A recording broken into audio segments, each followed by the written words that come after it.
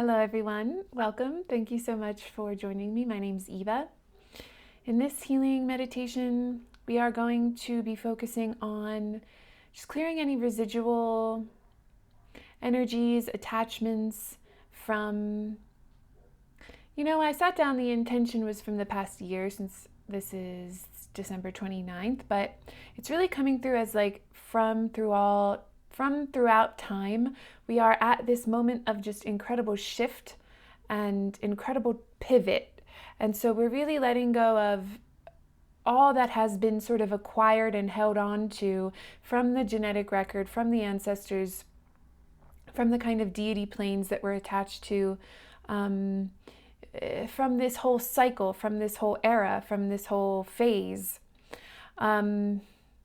We're connecting deeply into the plasmic consciousness that is coming through from our hearts, from the sun, from the center of our being for this particular time on earth that we are living through. And so I just want to remind everyone, when we do this work, it's very important to rest in neutrality, knowing that you are safe, you are healed, you are whole. I don't even really want to call this work healing anymore. It's attunement, it's harmonization, it's remembering, it's assistance in revelation. It is assistance in opening yourself up to the direct experience of the divine, and it is that direct experience that shows us who we are and re-empowers us with remembrance. I think I've been saying this for many months, and it's been coming through in personal, one-on-one sessions as well, that we are really being asked, I think, by our inner beings, our highest selves, to stop, just stop, stop associating yourself with your healing journey. Know yourself healed.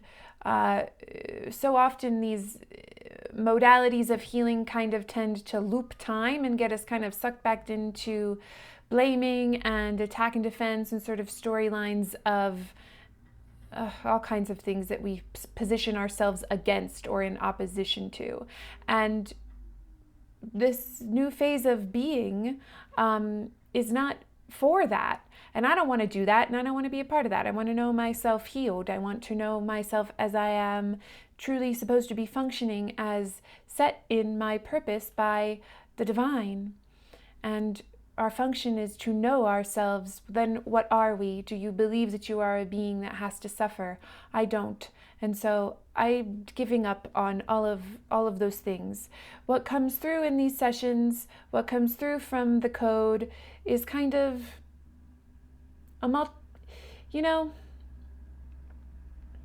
you might notice things. There are things that you might need to be made aware of, and information that needs to come through for whatever your individualized kind of purpose is, for what you're doing here, what you want to do here on this planet. But it's very important that we don't identify with the pain. We don't identify with these structures, and we don't identify too closely with these roles that are proclaiming identity that is any less than a creator being, one in the field. We have so much choice. This is for untangling and remembering our free will choice, not to get caught up in cycles of learning that we've already achieved. So we really want to be brave. We really want to know that a new way of life, a different way of life, is possible for us, and to just stop seeing ourselves in the lens of the past, whether that be for you this particular year, or whether it be other cycles of time that you resonate with, or since a certain thing happened, or from this lifetime, or from any past lifetimes, all running concurrently, however you resonate with that we just let ourselves, and this is the point of the one-on-one work as well, that we rest in knowing that we are whole and that I've practiced all my life so hard to achieve this sustained direct experience, and why would we focus on things that we no longer want? That is not what our sight is for. We have to remember the power of our minds. What we focus on is what grows, what we assume about ourselves. And if you want to continue to assume opposition, that's what you'll see. But I don't want to see that. And so when we come together in one-on-one sessions or in the trance meditations or in any personal work that you do, we untangle what we have to untangle. We tell whatever story needs to be told from our genetic expression, from this multidimensional DNA, to unravel it and to claim these different parts of self in integration and oneness.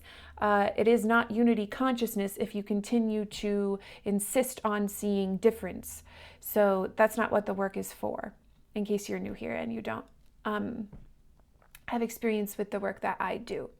And so any light language that comes through, people ask what it is. I don't really like explaining it. I think it works better for you to sort of claim for yourself what you think that it is. But as I see it, it is a massive undoing and a reconnecting. These sort of wormholes reconnect all of these different areas of time and space, and the expression in which they take is what is relevant at the time in which you are listening to it for you. So it is very much a unity healing practice as I use it, but certainly individualized for whatever resonances or vibrational patterns you are emitting, whatever you're connecting to or have been throughout time. So just taking nice deep breaths, knowing the past is gone, the future is imagined. We won't use them as defenses against resting in ourselves as we know ourselves whole. Assistance in listening.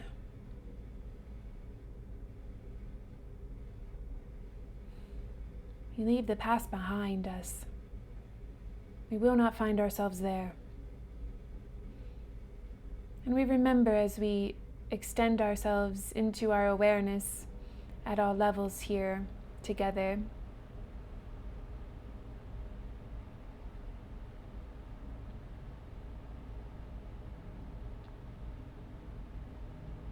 The power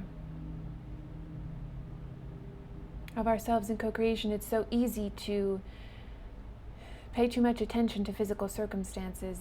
It's very easy for these sort of genetic inheritances from throughout time and space to make us feel very bogged down, make us feel that the world that we see outside of ourselves is real, is a cause. The world is not a cause, the world is an effect. And so we bring ourselves into our attention of where the cause is, which is in our choice of mind.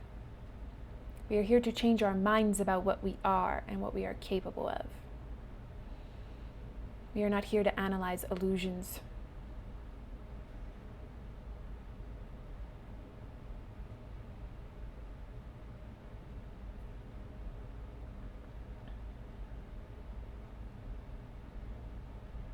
Connecting into our earthly mother, connecting into the divine feminine aspect of God, connecting into the divine masculine aspect of God, the polarities of this universe,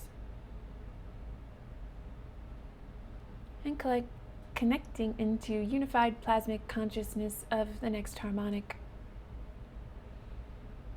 We extend this healing to all living beings for their happiness and their peace, and for our own. Nainea yisiotioshnia, himayana itia torkuiti, sin sotrueini maorum nianainio tuishini kain, hina triatoipi sataya shana kinandraya tuisikio torkuiniat. There's a lot of information coming through as to know your rightful place. Shibiorkuin. That is not to subjugate yourself in some false hierarchical order. To know your rightful place is to know yourself one as God made you.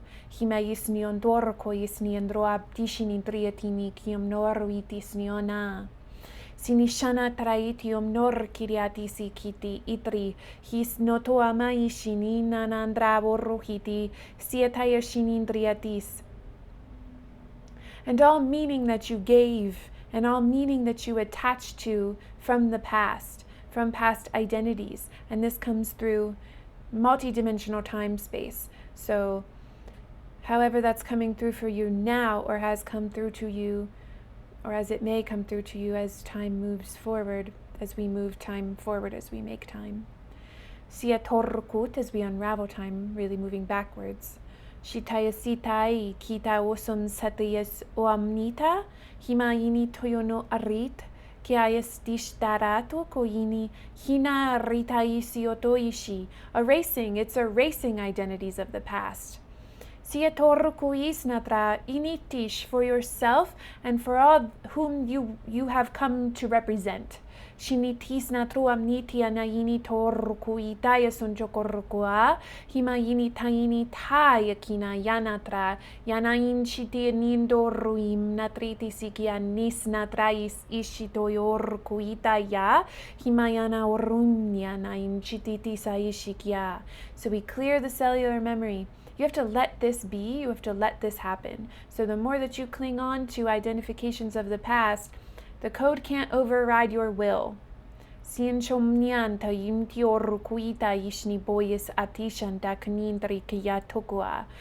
more that you might listen to this, but if you're going to spend the rest of the day ruminating on a past identity of lack or fear or victimization or separation, loneliness, isolation, whatever it is, then you're going to bog yourself up. You're going to reclog yourself. You have to take responsibility for your thoughts. You have to take responsibility for what you entertain. As you choose to align yourself with the divine, to allow the Holy Spirit, the spirit of inspiration, of creation, to move through your awareness, to illuminate and innervate your perception, then this code comes through to undo. But you have to keep your focus. And understand that allowing that awareness through is the alchemization. You don't have to study anything. You don't have to learn anything from a book. It's what you open your awareness of and what you're willing to believe can happen through you. If the field is one and all minds are held, if all minds are connected, all minds share the one mind, if the center of beingness of all information is everywhere in the unified field, then what couldn't you have access to if you merely opened yourself up to the belief that you did? And that the practice is the awareness. The practice is holding the awareness. It's not learning a skill, except that the skill is to hold your awareness. Siantaoruhina mayin chikiti anahina traini kianain chikiri bayiti kinitri. Sinsatriato shama akina natis atraision toruhitia. Siatoritisna kinintisna tra natraya sunchaya. Hirikaya toruinam natrikini shantayasu rukayasa himayana yindritisiat. Sieto korru kinendisham natri kiniti shini kinindriti sisianish. Sinsayisio korrukina yana raya to korruhua himayana yirietiasia to korruini mindritisiki shitriatisia. Again, I mean, all of this body of work is about identity shifting. And so that's just the information that's coming through now. What meaning have you made? Are you willing to give new meaning? Are you willing to let go of the meaning that you gave for certain things, aspects, circumstances, events, people, economies? This is shifting massively at this time. The member video, which I'm going to record after this, is, because this has been coming through for a lot of one-on-one sessions lately. And what I've been noticing, really noticing before I left for the East Coast before the holiday, but certainly still coming through, is this internal economy shifting. This as capitalism dies, dissolves, is no longer viable, this creative economy is different. It's not anything like the way that we interact with value now in the shared physical. It is a completely different way of connecting to the value of the self and remembering what creation is. It's not based on placing value outside of the self or what you can give of yourself and then to receive false value back, that just always is always at a deficit. That's always at separation. And so creation is not separation. Creation is whole. And so you must know yourself whole and not place value outside of the self to participate truly in this creative economy. And it's not something you have to worry about or something that you have to like plan out for. It is about this stillness and the practicing of the stillness to be in communication. Love is communication. Creation is communication with the whole. And so the more that you practice that, the easier it is to hear and to then, if you want to use the word manifest out, though that is happening quite naturally, it is always happening. You don't have to learn how to do that. You're already doing it. You wouldn't experience anything if you weren't already doing that. That is natural to you. And so we are reclaiming these natural abilities, but it's very important, and they are coming, the beings of the field, the higher self, the spirit is coming through to remind us that it's not a fight. You don't have to be a warrior. You don't have to position yourself that way. The less you give to those narratives, the more that they will not be appropriate for you, and they will not emanate from you. And so this is something that I've really been sitting with myself with a lot as I can feel the work, and I don't think the work itself is changing, but the way that I have been relating to the work is changing. And what I was saying in the beginning, so much of this work can look like exorcism, but I don't want to be an exorcist. That's a bummer. I don't want to relate to this work in like bummery ways about like negative beings and all of this stuff, about all this fear. How much do you want to uncover before you just stop, before you let yourself just be alive, before you know that your purpose is just to be alive and to be in enjoyment with the world around you and others around you, to know yourself as one with others? That doesn't require putting yourself in some kind of position of like needing. I think a lot of this has to do with the sacrifice and the martyrdom sort of templates of being of service. We don't include ourselves when we think of being in service and giving love. That's like being an unhealed healer. That's not helpful to the world. It might be at some points, and it might bring through healing at some points, but if you're not really, you're not doing what God has planned for you, if you're not fully emanating in the joy, and if you are using your sight to limit and to focus on distinctions of identity that are not wholeness, you're not a healer. You're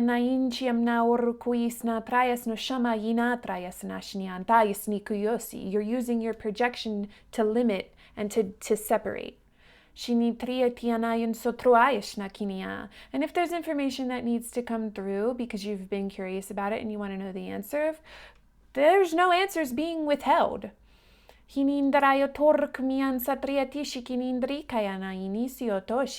you're free to choose the experience that you want to have.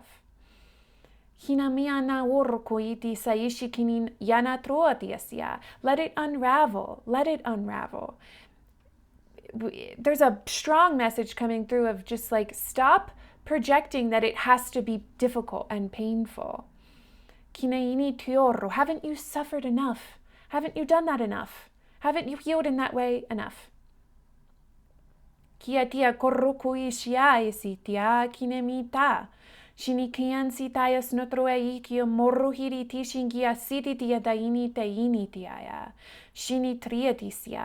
about sitting with your eternal life and letting that dissolve your attachments. There's a lot here. And there's a lot to sit with, because it is not, the light comes as if it is, and the light comes instantaneous, and healing is instantaneous. We talk about this all the time. Darkness is dissolved by light. There is no darkness when light is present. And so it's meaningless when you're resting in light. It's darkness and illusion are meaningless. And so that's not a good use of your time to entertain making meaning out of darkness. You're in pain because you believe a falsity. What do you have to do to not believe it anymore? Do you need to continue to pick it apart in a million different ways for it to continue to be meaningful? Do you think that the meaninglessness is going to be made prevalent and made obvious to you by continuing to find meaning in the meaningless? Or would you practice giving your attention and attending to yourself in spirit to really have it be gone from you? Do you really want it to be gone? These are the questions we really have to ask ourselves as we entertain and give attention to everything going forward. Everything you entertain, all thoughts, all the attention economy, right?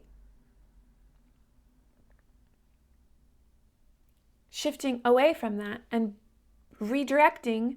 We're always talking about redirecting current, correcting the reversal. It's not about what you're attending to outside of yourself. It's switching that current back to understanding that creation comes from within you. And then this is all within you. This is all an idea that you're having. And so that's reclaiming your power. That's understanding how your mind works. That's being in witness of co-creation in the field. And you can describe that in many different ways. And so, yes, we use story to help us understand what's disentangling as it feels relevant to you. But don't hold tightly to strict representations or meanings of symbols. You give the meaning to the symbol. The symbol has no inherent meaning. We live in a world of symbols and metaphor, and we need to understand ourselves that way because of how our brains work. But you are giving the meaning. That's like the number one thing we have to understand. The symbols are meaningless in and of themselves. You are the one that is the meaning maker. And if you're paying attention to meaningless shit, which is causing you pain and is like distraction and further and further representation of value and identity outside of the self, that's meaninglessness. But when you choose to refocus your attention to the meaningful, which is creation itself, which is one with what you are, one of you, one with you, well, then all of the symbols take on a different meaning because you're giving the meaning differently. This is seeing differently. It's changing our minds. Let your mind be changed. Don't cling.